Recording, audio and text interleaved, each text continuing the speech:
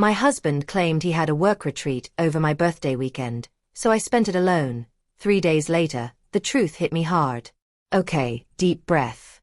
Can you even imagine? You spend 5 years building a life with someone, 3 of them married, only to find out. Not only is he cheating on you, but he's doing it with your own sister. And the cherry on top? He paid for their romantic getaway with your birthday money. Seriously, who does that? I know. It sounds like something out of a bad movie, but this is my life right now, and honestly, I feel like I'm losing my mind. My hands still won't stop shaking as I'm telling you this. Nicholas and we'd been together for 5 years, married for 3. We didn't meet on some app, though. Our meet-cute was actually pretty unique. We got locked in an art gallery storage room. Can you believe it? The electronic lock system just malfunctioned, trapping us inside for over 2 hours. We shared his single protein bar, sitting there on the floor, surrounded by all these wrapped sculptures. Maintenance took forever, but honestly, it was the best meet-cute ever. We just talked about everything, from Caravaggio to our weird childhood pets. When we finally got out, he looked at me, completely serious, and said being trapped with me was the luckiest accident of his life. He asked for my number, and that was it. Life with Nicholas was, for the most part, pretty damn good. We bought a small house 2 years ago, we had a decent group of friends, and we really enjoyed building our life together, or so I thought. My birthday was last weekend. And Nicholas, he's always made my birthday feel special. Last year, he surprised me with a weekend trip to Shenandoah. The year before, he organized this amazing dinner with all our friends. But this time, 3 weeks ago, he told me he had a mandatory work retreat over my birthday weekend, one he absolutely couldn't get out of. I was definitely disappointed, but I tried to be understanding. He seemed genuinely upset about the timing, kept saying how his boss was being a complete jerk for scheduling it then. He promised we'd celebrate when he got back, maybe even a mini vacation. I believed him completely. Stupid me. The night before he left, he gave me a small gift, just a pair of earrings, and apologized again for missing my birthday. He kissed me, said he wished he could stay. I watched him pack all his business casual clothes, his laptop, even those ridiculous team-building activity clothes companies always make you wear. I helped him pack. God, I was such an idiot. So my birthday weekend came and went. I spent it alone, ordered DoorDash, binged a couple seasons of that new show everyone's talking about. I had a FaceTime call with my parents, who wished me happy birthday. My mom asked if Nicholas was doing anything special, and I told her about his work thing. She seemed surprised, but didn't say anything else. Now I know why.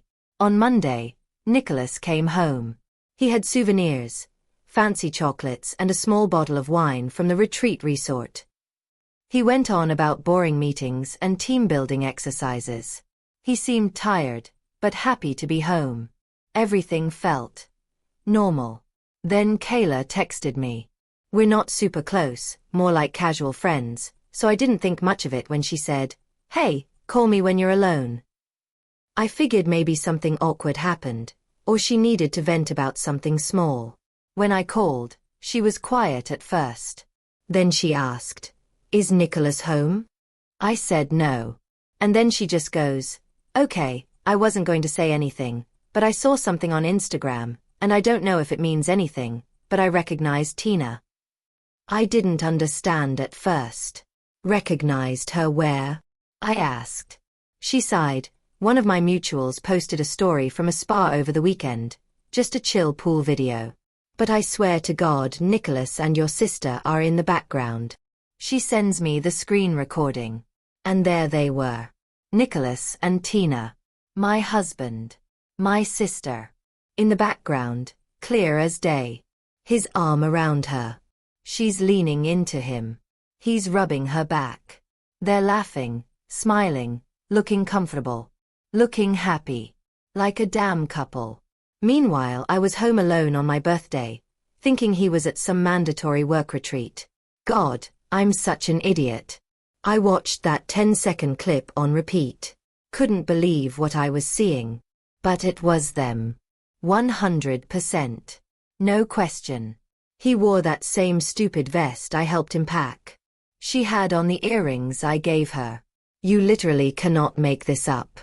All this time, they were at a spa together, holding each other like nothing else in the world existed, like I didn't exist.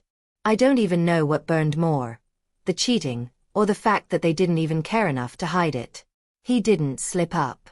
He didn't make a mistake. He just didn't give a damn. And I would have never known. Not unless some girl I barely know happened to post a pool story at the exact wrong time for them. The shock wore off, replaced by this cold, hard anger.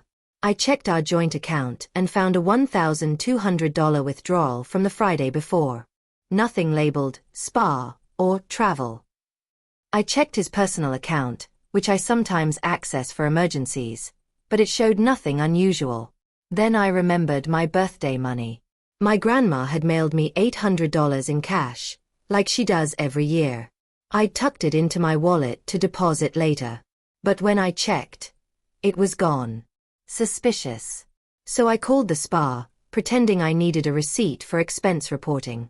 The woman on the phone was incredibly helpful. She looked up the reservation under Nicholas's name, confirmed the dates, and said it was for their romantic weekend package for two. The total? $1,150. Paid with $800 cash and $350 from a credit card. That's when it hit me. The cash was my birthday money. The rest, that $1,200 withdrawal from our joint account?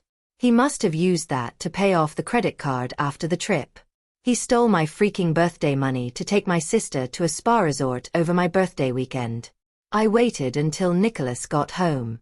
I showed him the videos Kayla sent me. His face went white, then red. He started with excuses. Tina was going through a hard time. Needed someone to talk to. I was just being supportive. I didn't say anything. Just pulled up the spa reservation details on my phone and showed him. Then I asked about my birthday money. That's when everything changed. It was like watching someone transform. His face hardened, and he just admitted taking the money. Admitted everything. He and Tina had been seeing each other for months. Then he laughed, while I started crying, and told me I never deserved a gift anyway. And that, at least Tina knows how to keep a man happy. My world just shattered. I walked to our bedroom and slammed the door. I could hear him on the phone after that, probably warning Tina that I knew. That was 3 days ago. I haven't spoken a word to him since. He's tried talking to me, switching between angry defensiveness and half-assed apologies. This morning he left for work like everything was normal, but grabbed his jacket roughly when I wouldn't respond to his goodbye. I haven't called my parents. I haven't confronted Tina. I haven't told anyone except, well, you. I feel like I'm walking through someone else's life right now. The thing that keeps replaying in my head isn't even just the affair. It's him stealing my birthday money for their romantic weekend. Who does that? When I think about it, my hands start shaking again and I want to throw something. Last night, I found myself Googling divorce lawyers at 3 a.m. I've started taking screenshots of everything. The bank withdrawals, the resort confirmation, the photos. NGL, I have no idea what to do next. First update. Hey, it's me again. Honestly, I didn't expect that many people to read or care about my first post. I wrote it at like 2 a.m., shaking and crying, just needing someone to hear me. I thought maybe a few strangers would say, that sucks, and I'd delete it in the morning. But the support, the advice, even just people validating that I'm not crazy, it meant a lot. Like, more than I can put into words. Anyway, it's been almost 2 weeks since I found out my husband was cheating on me with my sister. Still feels like I'm stuck in some weird nightmare. I said I'd update once I had a better idea of what I'm doing, so here we are. The first few days were a total blur. Nicholas and I were just existing in the same space, barely speaking. He kept trying to talk, saying, we need to have a conversation, or, can we please just sit down? But I couldn't even look at him. I didn't want to hear more lies. I'd either walk away or pretend I had music in my ears. I was numb. Then, out of nowhere, my sister Tina texted me. Just this pathetic message. I'm sorry.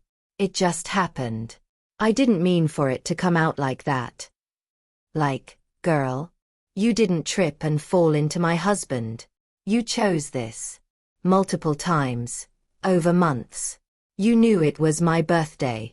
You knew I'd be alone. You knew. And that's all you have to say? I didn't respond.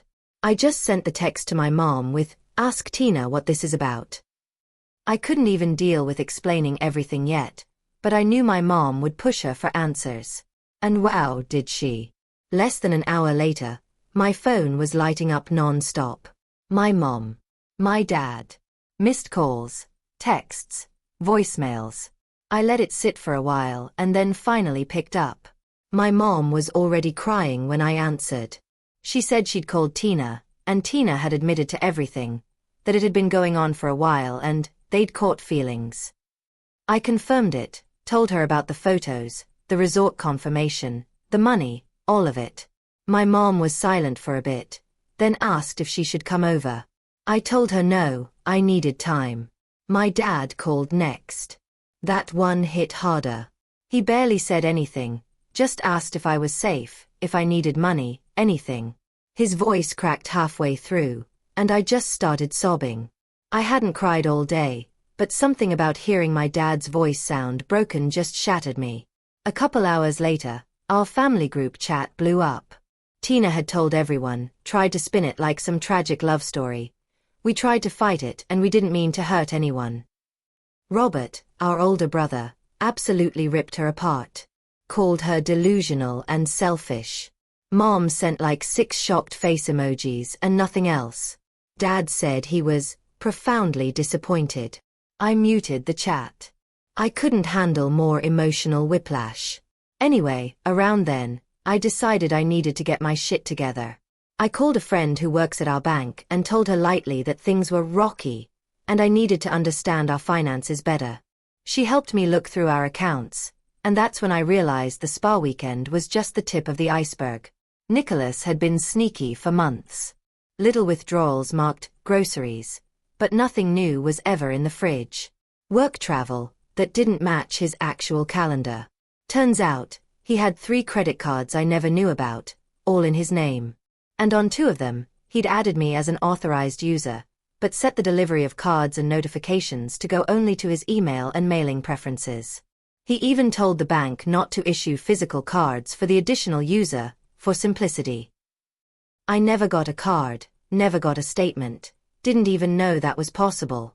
But when my friend at the bank helped me pull the records, there it all was. Fancy restaurants I'd never been to. Weekend Airbnb stays. A $300 necklace bought 3 days before Tina's birthday. Like, seriously. I confronted him the next morning. He got defensive instantly, said I'm too controlling with money and he needed freedom. When I asked about the credit cards, he said they were for emergencies. Aha. So, romantic hotel weekends with my sister are now emergencies? I lost it.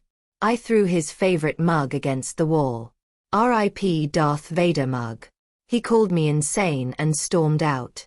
Haven't really talked since, other than him yelling or pouting. I booked a consult with a divorce lawyer the next day. She was calm, kind, and incredibly helpful. Told me what documents to gather, advised me not to leave the house yet, and said to start tracking what was bought with joint funds versus personal gifts.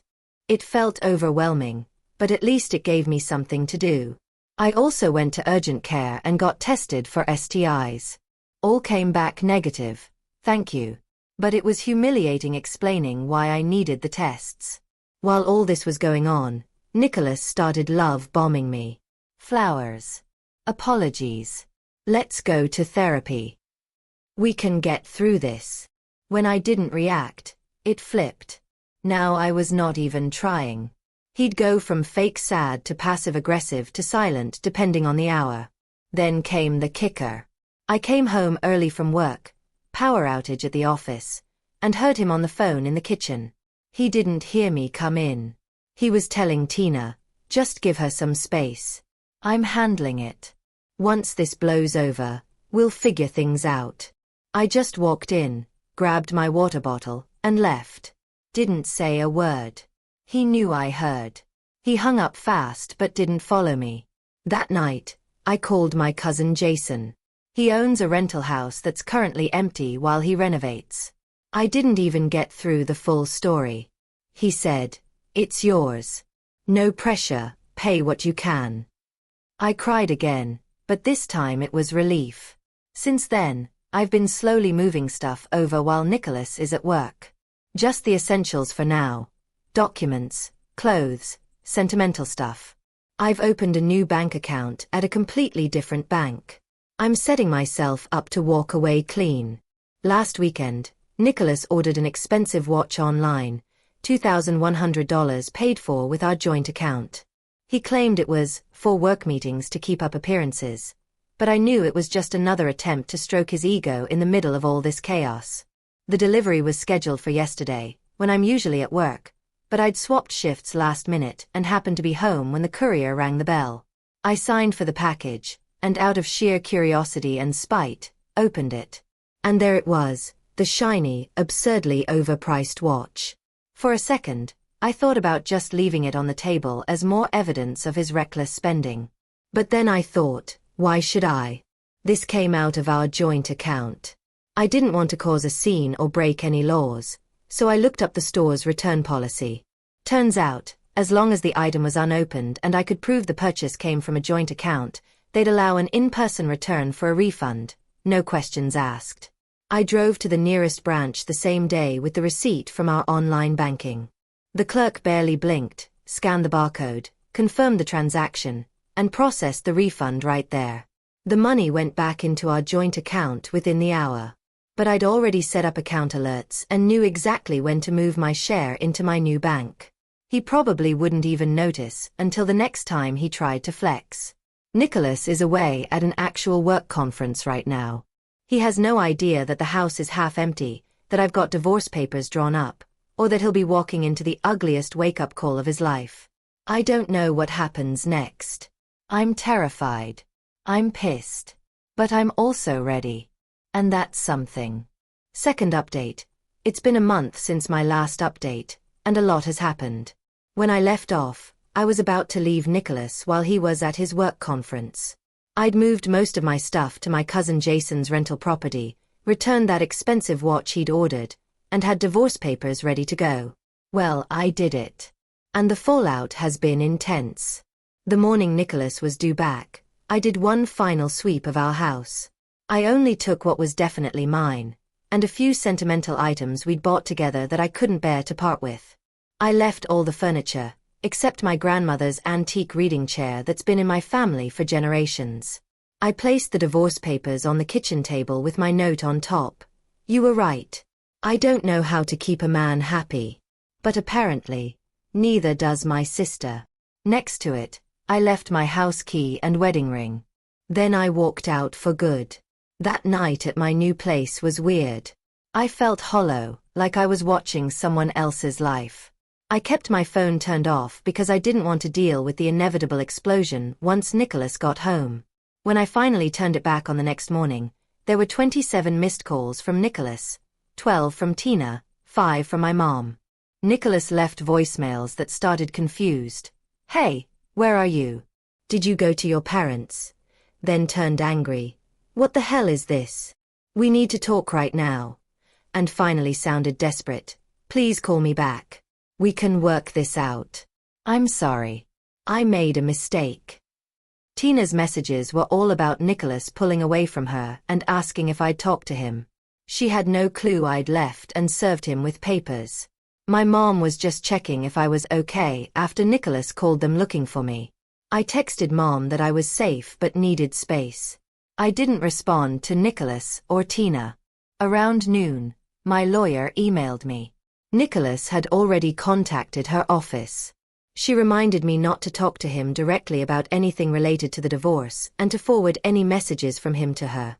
Honestly, it was such a relief having that boundary. The next few days were a blur of logistics. Setting up utilities, changing my address everywhere, telling people at work about my new contact info. Nicholas kept switching between blowing up my phone and going silent for hours. I documented everything but didn't answer. Then came the first real surprise. 5 days after I left, Tina showed up at my workplace. I was walking to my car after my shift when I spotted her leaning against a lamppost in the parking lot, arms crossed, eyes red like she'd been crying. When she saw me, she straightened up and started walking over fast. I almost kept going, every instinct told me to ignore her, but she called my name loud enough that a couple coworkers turned to look. I didn't know where else to go, she said.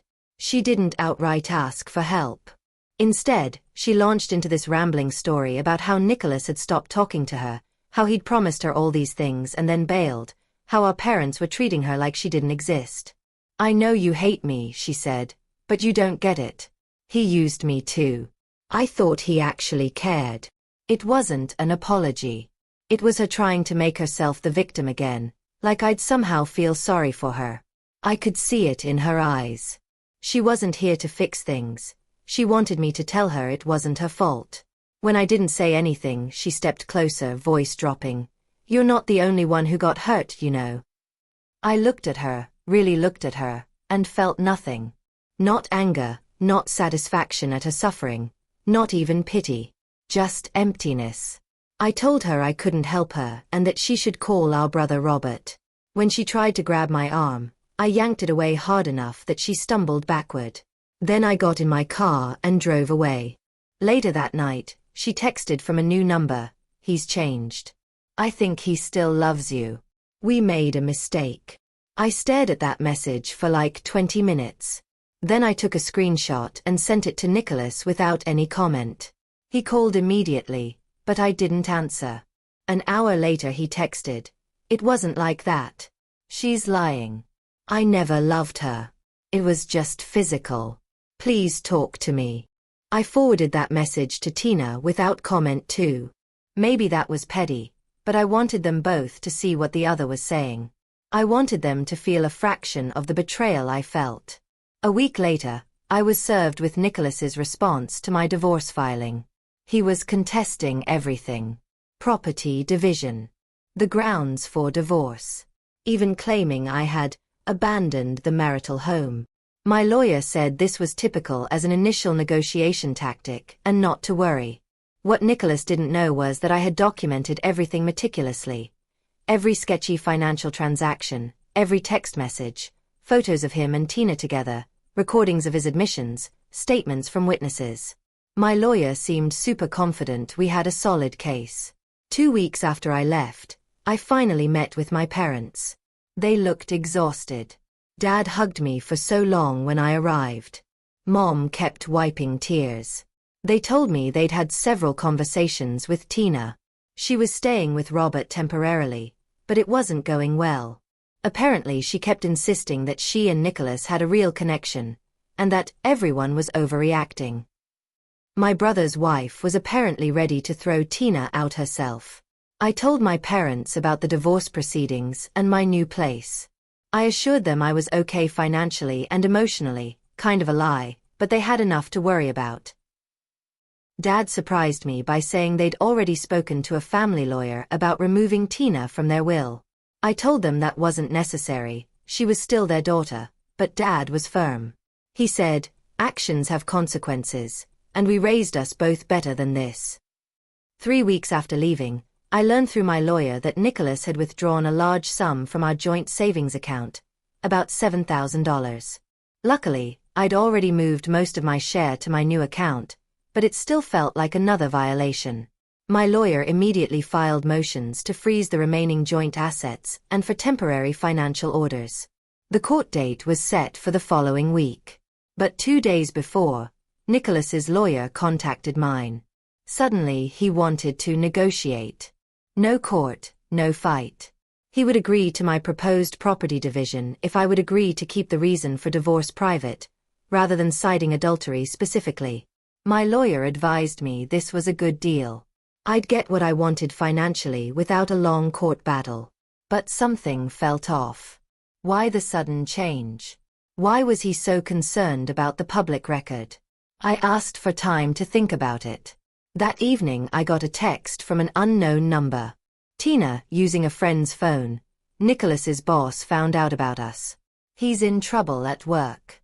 Please don't make things worse for him. And there it was. Nicholas's work had a strict policy about personal conduct, especially for someone in his position. If the divorce cited adultery with specific details, it could affect his job. That's why he suddenly wanted to settle. I told my lawyer I would agree to the terms, with one addition. Nicholas would be responsible for all legal fees, including mine. His lawyer countered, we negotiated, and settled on him paying 80% of all fees.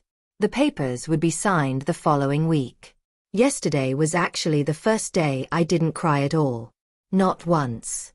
I went to work, had lunch with a coworker, came home, made dinner, watched a show, and went to bed. Normal things. Small things. But they felt like victories. This morning I woke up to 15 missed calls from that same unknown number Tina had been using. I haven't listened to any of the voicemails. I don't need to hear her excuses anymore. This afternoon, I was grocery shopping when I got an email from Nicholas's company. Not directly from HR, but from their legal department. Apparently, Nicholas told them I was spreading false rumors about him at work, including claims of infidelity. The email was framed like a basic fact check. They said they were conducting an internal review and wanted to confirm whether certain allegations were true. I stared at that email in the middle of the cereal aisle for so long. An employee asked me if I was okay. When I got home, I sent the email to my lawyer immediately. She called me 10 minutes later and said we'd respond officially but carefully. Together, we drafted a brief statement confirming that I had filed for divorce based on clear evidence of infidelity, and that I had no involvement in spreading personal information at his workplace. We attached screenshots and a redacted version of the spa receipt, just enough to make the point. We kept it factual, professional, and short. An hour later, we got the standard out-of-office reply. So now I wait. My brother Robert called this evening to check on me and mentioned that Tina had finally moved out of his house yesterday. Tina's now staying with a friend, though Robert doesn't know which one. He said she left a mess in their guest room. Stained sheets, makeup all over the bathroom counter, and even a small burn on the carpet from a straightening iron. While we were talking, I got a notification that Nicholas had posted on Instagram for the first time in weeks. It was a photo of a whiskey glass with some deep quote about weathering storms and finding yourself. I almost laughed. What's wild is that 6 weeks ago, that post would have devastated me. Now it just seems pathetic. The man who laughed while I cried, who stole my birthday money to cheat with my sister, who told me I didn't deserve gifts. Now he's posting sad boy content on social media. I'm still staying at Jason's rental place, but I've started looking for my own apartment. I've been browsing Facebook Marketplace for secondhand furniture and signed up for one of those meal kit services so I'm not just eating takeout every night. Tomorrow, I have a meeting with my lawyer to review the final settlement agreement before Nicholas signs it next week. She thinks we've covered everything but wants to double-check there are no surprise assets or debts we've missed. I know the road ahead is still long. The divorce will take time to finalize completely. Nicholas and Tina wanted to play adult games. Now they're facing adult consequences. And that feels like justice. Last update. So many of you have DM'd asking for updates, and I've been meaning to post one for a while. I promised a final update once things were settled, so here goes. First off, the divorce was finalized last month. Nicholas eventually stopped contesting everything once his company started investigating him. In the end, our assets were divided mostly as I initially proposed. I kept my retirement accounts and personal belongings. He kept the house but had to refinance to remove me from the mortgage and pay me my share of the equity. We split our joint savings, minus the $7,000 he had withdrawn, and he was responsible for 80% of all legal fees as agreed. The whole thing was expensive and draining, but ultimately fair. The most unexpected thing happened the day we finalized everything at the courthouse. Nicholas asked through his lawyer if we could talk for 5 minutes. My lawyer advised against it, but I was curious what he could possibly have to say. So I agreed, as long as we stayed in the courthouse with security nearby. He started by saying he wasn't trying to win me back, but he needed me to know he recognized how badly he messed up. He asked if we could eventually be on speaking terms. I said probably not, but that I wished him well. That last part wasn't entirely true.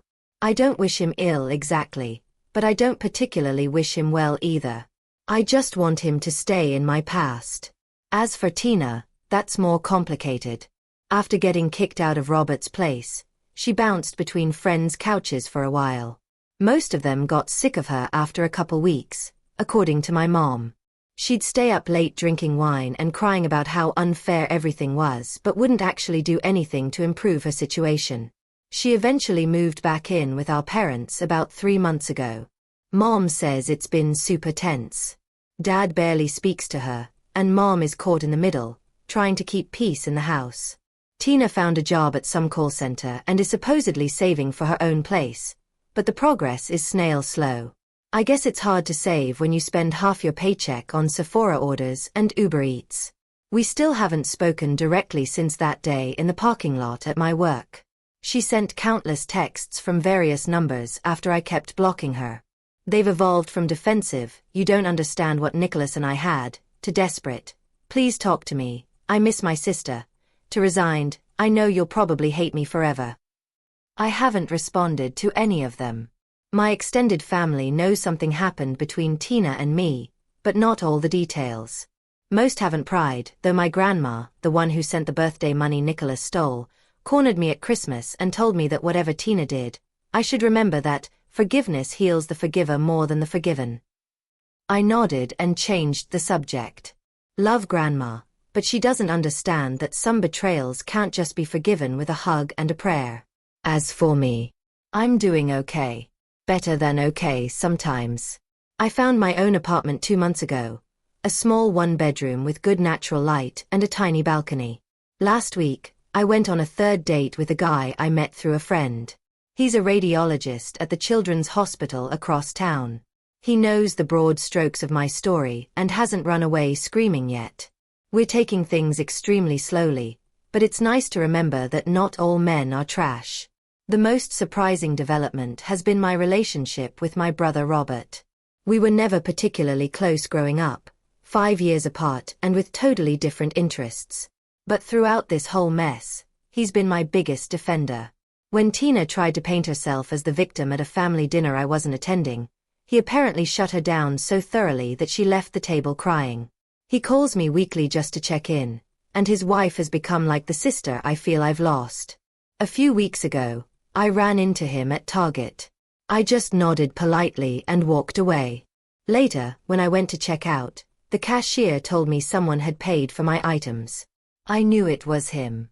I donated the exact amount, $74 and change, to a shelter that afternoon. I didn't want anything from him. The money from the watch return that I mentioned in my last update? I used it to book a solo trip to Costa Rica next month for my 30th birthday. I'm going to stay in a little beachfront cabin. I deleted my old Instagram, too many memories with Nicholas and Tina, and created a new, private one with just close friends. I've been learning to cook actual meals instead of living on frozen dinners. I don't know if Tina and I will ever repair our relationship. Some days, I think the sister I loved died the moment she chose to betray me.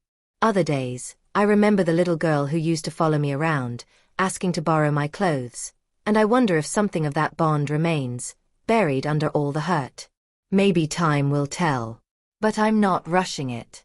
What about you? Have you ever had to cut ties with family or face a betrayal that rocked your world like this? Tell me what you think. I really want to know.